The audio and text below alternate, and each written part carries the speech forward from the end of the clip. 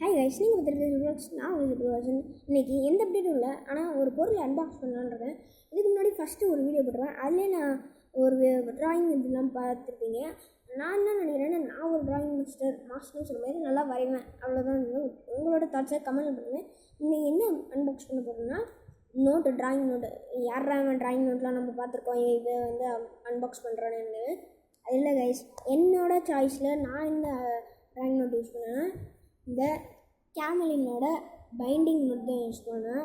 இதில் என்னோட உனக்கு பெரிய சூஸாக பண்ணுற அளவுக்கு என்னோட இருக்குதுன்னு கேட்டிங்கன்னா, உள்ளே எப்பயும் போல நம்மளுக்கு நார்மல் கோடு போடாத பேப்பர் தான், அன்ரூல் பேப்பர் தான்.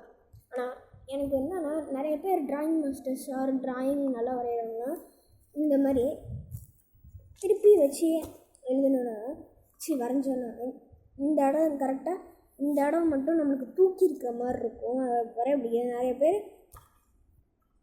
இந்த சைடை தான் வரைவீங்க, ஆனால் இந்த சைடு யூஸே பண்ண மாட்டீங்க. ஏன்னா எனக்கு தெரில.